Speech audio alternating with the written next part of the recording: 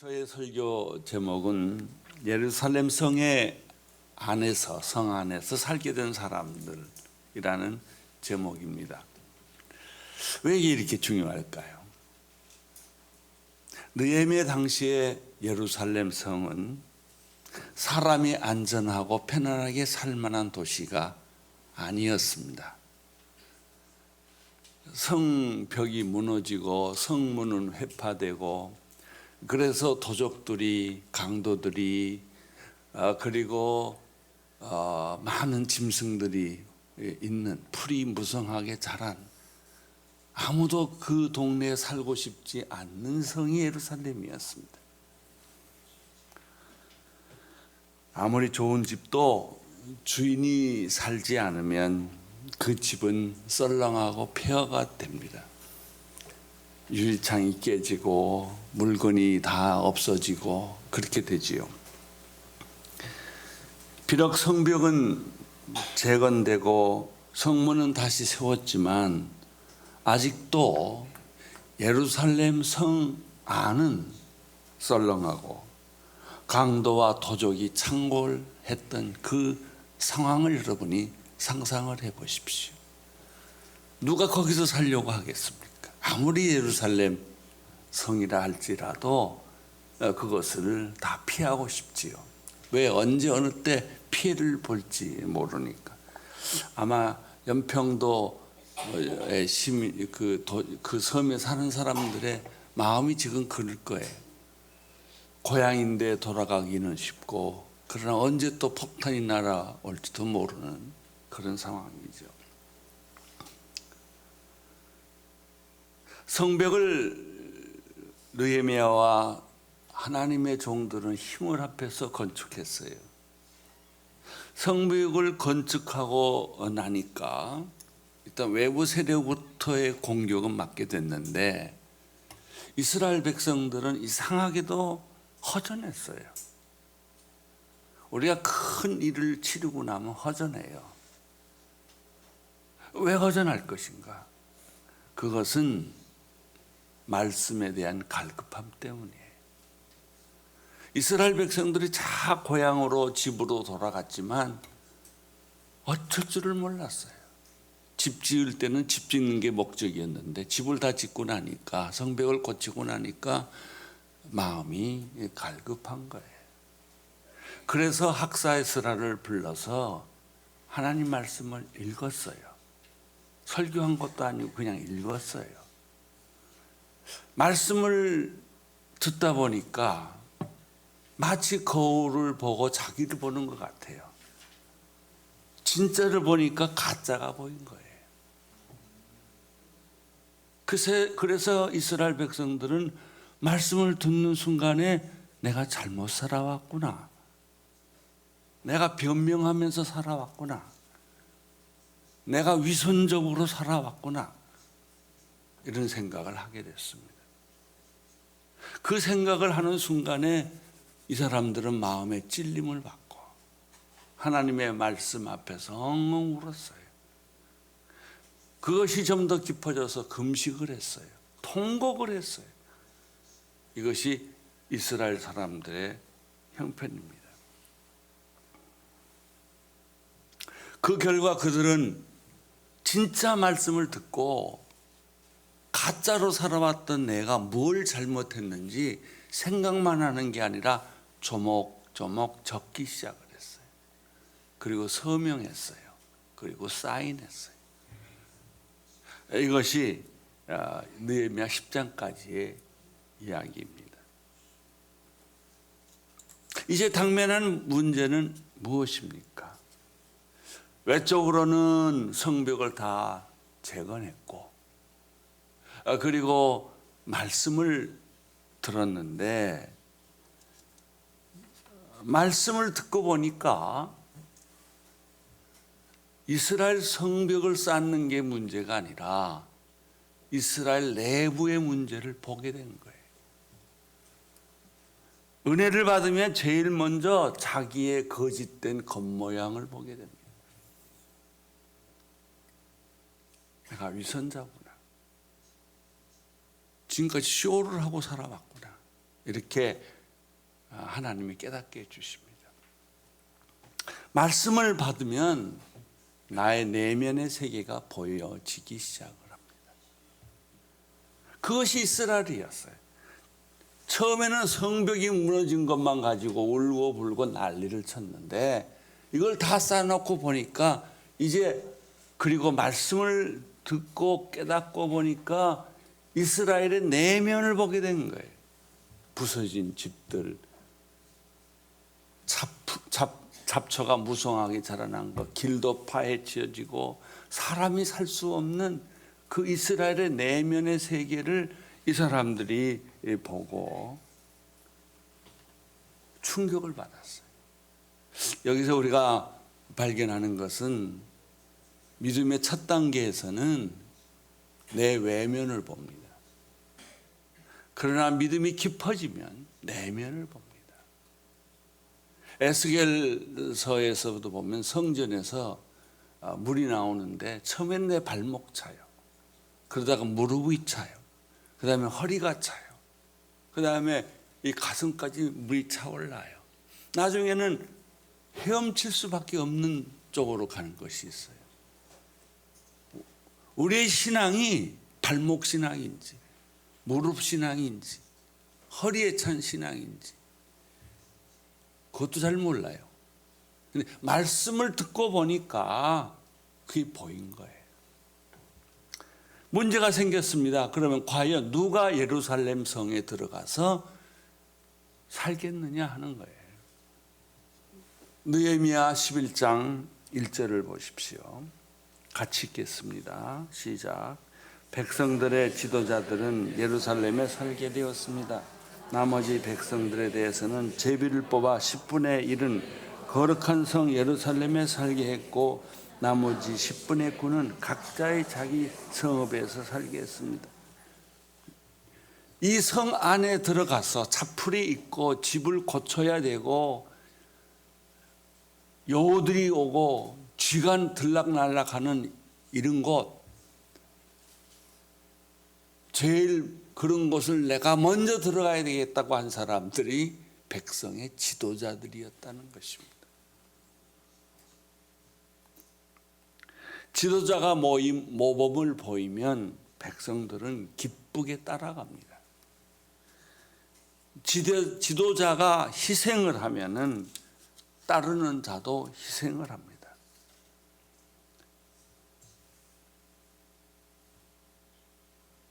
그러면 고통이 축제가 되고 슬픔이 기쁨으로 변하기 시작하고 그 도시는 살아나기 시작을 합니다.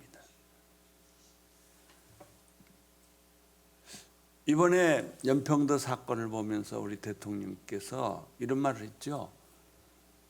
최고의 안보는 국민이다. 국민이 한 마음이 되는 것이다. 이스라엘 백성의 지도자들은 두말할 것도 없이 이스라엘 성으로 들어가자. 우리가 거기서 살자. 이렇게 했던 거예요. 애들이 좋아했겠어요? 부인이 좋아했겠어요? 남녀들도 그렇죠. 그 무섭고 험악한 도시에 들어가서 산다는 것은 그렇게 어려운 것이었죠. 둘째 재미있는 것이 나와요. 제비 뽑아 10분의 1을 성 안에 집어넣었다는 것입니다. 왜 제비를 뽑았을까요? 소원 들어가고 싶은 사람이 많았기 때문에 그 피하는 게 정상인데 말씀을 받고 보니까 내가 하나님의 집을 이렇게 버려둘 수가 없다. 쓰레기를 치우고 부서진 집을 다시 재건하고 도로를 만들고 깨끗하게 해야 되겠다. 이런 마음이 불타기 시작한 거예요. 너무 자원하는 사람이 많아서 제비를 뽑아야 되겠다. 그래서 10분의 1을 뽑아서 예루살렘 성 안으로 집어넣은 거예요.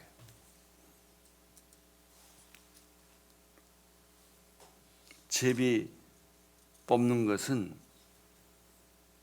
하나님의 선택입니다. 제비 뽑기란 하나님이 나를 선택했다는 확신입니다. 고난이 있지만 기쁘다는 것입니다. 그래서 더 열심히 최선을 다하여 사는 것입니다.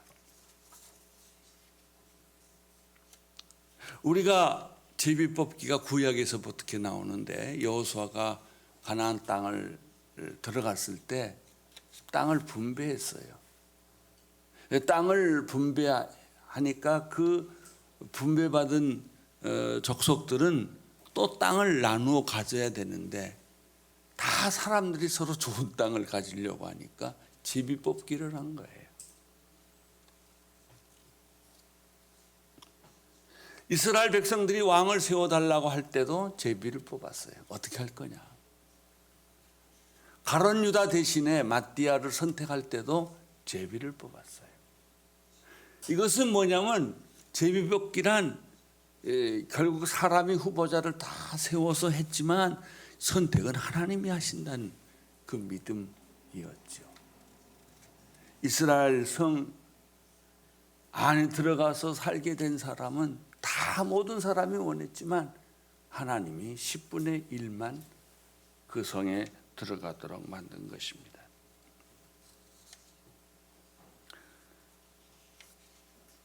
여러분, 이 사람들은 어떻게 살았을까요?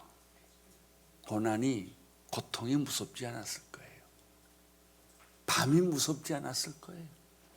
먹을 것도 없고 이런 험악한 도시지만은 그들은 최선을 다하여 그 도시를 깨끗하게 만들기 시작을 합니다. 저는 이스라엘 여행을 여러 번 해봤지만은 팔레스틴 쪽으로 가면은 더럽고 깨끗하지가 않아요. 근데 이스라엘 사는 사람들을 보면 어느 곳 하나도 일본처럼 깨끗해요. 아주 반듯하고 냄새도 나지 않고 그렇게 다를 수가 없어요. 하나님이 사는, 백성들이 사는 곳은 그렇게 깨끗하고 늘 단정한 것 같아요. 왜냐하면 최선을 다하여 열심으로 살았기 때문에. 이스라엘 백성의 특징은요, 거지가 없다는 거예요. 거지를 안 만들어요. 부자는 안 만들어줘도 굶지는 않게 해요. 여러분, 이게 무슨 뜻인 줄 아십니까? 10분의 1 제비 뽑는 게 뭔지 아세요? 교회에서 선교사를 파송하는 거예요. 교회에서 일할 재직을 뽑는 게 이거하고 똑같은 거예요. 선교사로 가게 되면 많은 걸 포기해야 합니다. 아이들 교육도 포기해야 되고, 자기 가정도 포기해야 되고, 직장도 포기해야 되고. 선교사로 가기를 결정하는 순간 포기할 게 너무 많아요. 교회에서 직분자가 되면 더 많은 시간을 내야 하고, 봉사를 더 많이 해야 되고, 헌금도 더 많이 해야 되고, 대가는 오해를 많이 받고 비난도 많이 받고 하는 것입니다. 그래도 교회가 선교사를 파송하고 직분자를 만드는 것은 왜 그렇습니까? 선택 때문에. 선택받았다는 확신이 없으면 그거 못해요. 부름이 없으면 선교사는 못 갑니다. 여러분, 교회 일도 부름이 없으면 교회 일이 지치고, 교회 일이 짜증이 나고, 그리고 교회 일에 대해서 무관심하게 되는 것이죠. 재직이 된다는 것이 명예직입니까? 여러분, 집사 되고 권사 되고 장로 되고 목사 되고 이게 명예직이에요? 아니에요. 고생하는 길이에요. 고생하는 길. 우리 지금 서울에 가 계시는 장재윤 목사님께서 어느 날 나한테 그래요.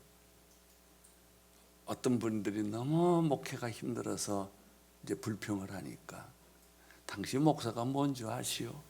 밟히는 거요. 영광 받는 게 아니고 밟히는 게 목사라. 자기는 그렇게 대답을 했대.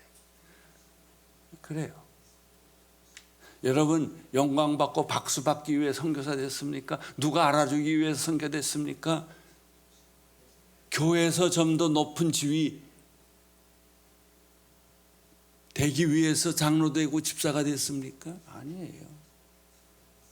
마치 무너진 이스라엘 성벽 그 성 안의 모습을 보면서 너도 나도 그 성 안에 들어가서 내가 가서 먼저 청소하고 내가 가서 먼저 집을 회복하고 내가 가서 예루살렘 하나님의 집을 깨끗이 만들겠다가는 이 열정에 불타는 사람에 의해서 그게 수축이 됐다는 거예요.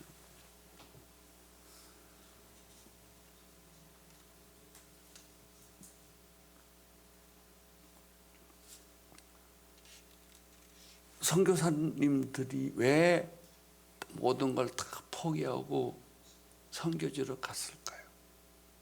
돈도 없고 누가 돈 보내주는 사람도 없고 알아주는 사람도 없고. 그 사람들은 복음을 한 번도 들어보지 못한 미전도 종족을 본 거예요. 내가 가지 않으면 저 사람들 죽게 됐구나. 마치 허드슨 테일러가 중국에서 떠나려고 했을 때 하나님이 열을 몹시 열을 많이 강리 같은 그 열을 내게 해서 거의 쓰러졌는데 그때 본 환상이 수많은 중국의 영혼들이 지옥으로 떨어지는 걸 본 거예요. 내가 가지 않으면 누가 가겠느냐. 그래서 자진해서 먼저 내가 저기를 내가 가겠다. 저 산골을 저 광야를 내가 가겠다 라고 자원한 거예요. 그 사람들은 영적 내면의 세계를 본 거예요. 여행 가는 거 아니에요. 소풍 가는 거 아니에요. 고난이 있는 줄 알면서도 비난이 있는 줄 알면서도 가족의 반대를 받으면서도 그들은 떠났던 것이죠. 세 번째 그룹은 제비 뽑히지 않는 10분의 9예요. 우리는 장로 선거해가지고 안 되면 1년 동안 화가 나요. 왜 내가 떨어졌나? 왜 교회는 그렇게 상처를 많이 받을까요? 교회를 사람들이 오는 걸 보면 상처받으려고 와요.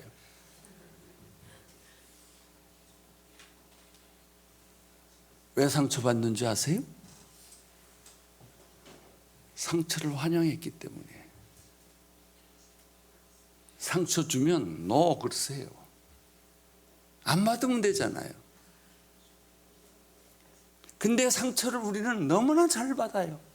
마치 무너진 성같이 그냥 쉽게 상처받아요. 하나님을 진짜 믿는 사람들은 그렇게 쉽게 무너지지 않아요. 자, 나머지 10분의 9는 어떻게 됐을까? 그 사람들은 예루살렘 성에서 못 살고 성 밖에서 살았어요. 그럼 성 밖에서 어떻게 살았을까? 그것이 11장 2절이에요. 11장 2절 같이 읽겠습니다. 시작. 또 모든 백성들은 예루살렘 살기로 자원하는 사람들을 축복해 주었습니다.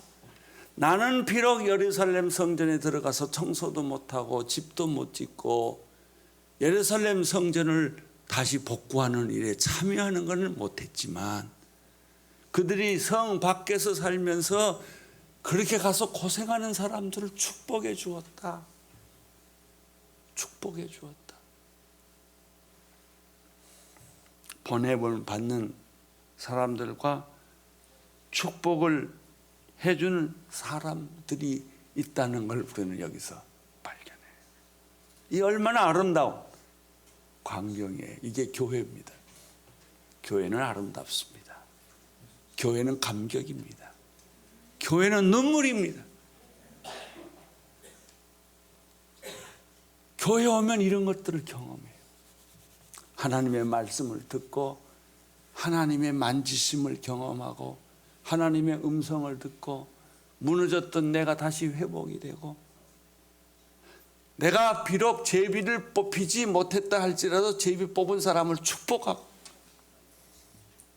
뒤에서 기도해주고 응원해주고 한다는 것입니다.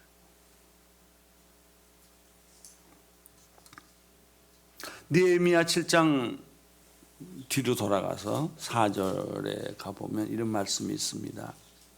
그 성은 크고 넓은데 성 안에 사는 사람들은 얼마 없고 제대로 지은 집들은 아직 얼마 없었습니다. 이렇게 됐죠. 그러니까 느헤미야 당시에 예루살렘 성 안은 형편이 없었다는 거예요. 누구든지 깨끗한 도시를 가고 싶지 않겠습니까? 누구든지 안전한 도시를 가고 싶지 않겠습니까? 근데 이 사람들은 하나님의 성벽만 중요한 게 아니라 성전과 그 도시가 중요하다는 걸 알고 서로 자원해서 거기 가서 사는 거예요. 저는 영국에서 이런 걸 한번 봤어요. 영국이 교회가 점점 줄어드는데 조금씩 성장하는 그룹이 있었어요. 그것은 홈처치예요. 셀 그룹들이에요. 그 사람들 중에 이런 얘기를 제가 들었어요. 어떤 한 사람 10그룹은 10명 정도가 팀이 돼서 한 아파트로 이사를 몽땅 가요. 그래가지고 기도하기 시작해요. 그리고 동네를 청소하기 시작해요. 아픈 사람 도와주기 시작해요. 병든 사람 도와주기 시작해요. 그러니까 사람들이 그걸 보고 감동을 받기 시작해요. 저 사람들은 어떤 사람들인가? 하나님을 믿는 사람이라더라. 그래서 사람들이 하나 둘씩 모여서 그 타운을 복음화시키고, 그것이 끝나면 이번에는 저 아파트 쪽으로 가자. 그래서 학군이 좋아서 가는 것도 아니고 집값이 이 투자하면 올라가기 때문에 가는 것이 아니라 복음을 전하기 위하여 그 사람들 팀이 돼가지고 한꺼번에 10가정씩 이사 간다는 거예요. 혼자 하면 힘드니까. 이 사람들이 보는 눈은 다른 거예요. 이 사람들이 생각하는 생각은 다른 거예요. 어떻게 하면은 내가 선교사로 가지는 못하지만 내 주변의 도시를 변화시킬 수 있을 것인가? 내가 시간 남은 가서 전도하고 집으로 돌아오는 것이 아니라 집 자체를 이사를 가는 거예요. 이건 세상에서 볼 수 없는 일들이죠. 헌신이죠. 순종이죠. 천국의 기쁨을 아는 사람만이 그걸 할 수 있는 거죠. 하나님의 말씀에 회개한 사람만이 그 세계를 볼 수 있는 거예요.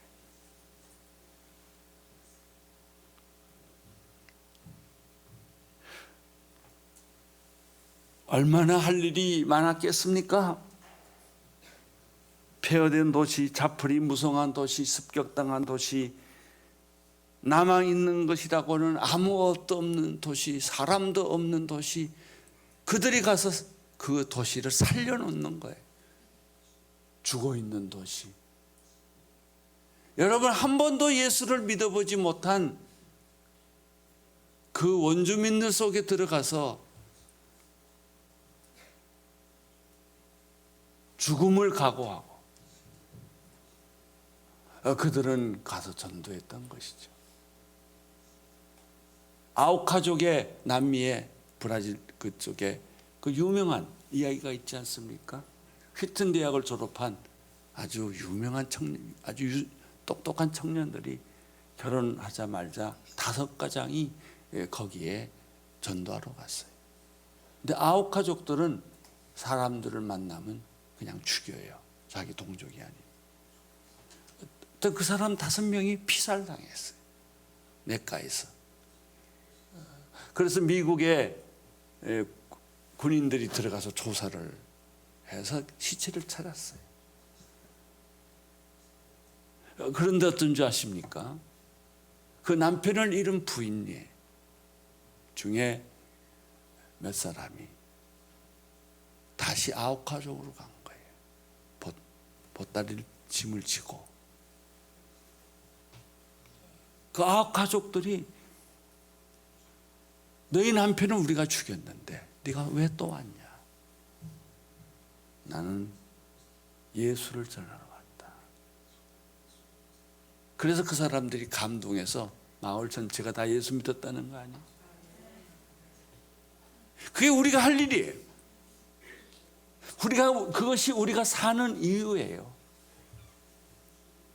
이 세상을 전부는 아니지만 곧 역사의 끝이 오지만 그래도 우리가 사는 세상을 깨끗하고 행복하고 아름다운 도시로 만드는 거예요.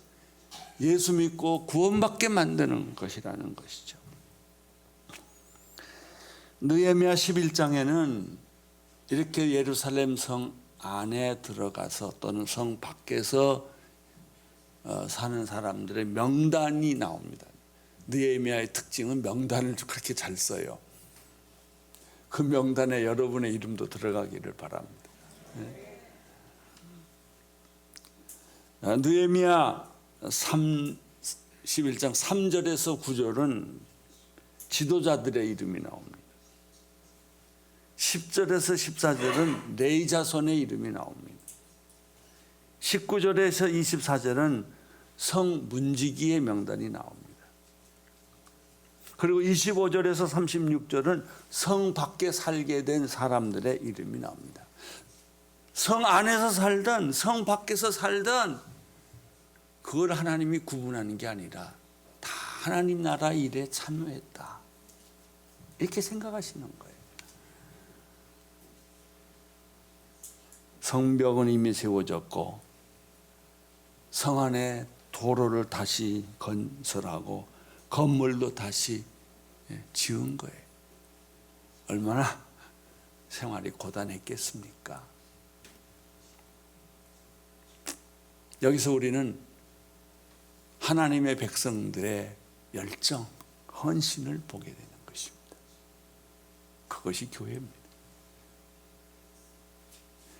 여러분, 우리는 교회에서 중요하지 않는 주제 가지고 너무 심각하게 싸워요. 오해했다는 거, 그래서 법원에 제소를 하고 누가 옳으냐 이렇게 싸워요. 그거는 내가 싸우는 것보다 가만보다 이건 그냥 쓰레기통에 던져도 될 아무 중요하지 않는 얘기 가지고 너무 심각하게 싸우더라는 거예요. 그리고 중요한 얘기는 가지고는 말을 안 해요.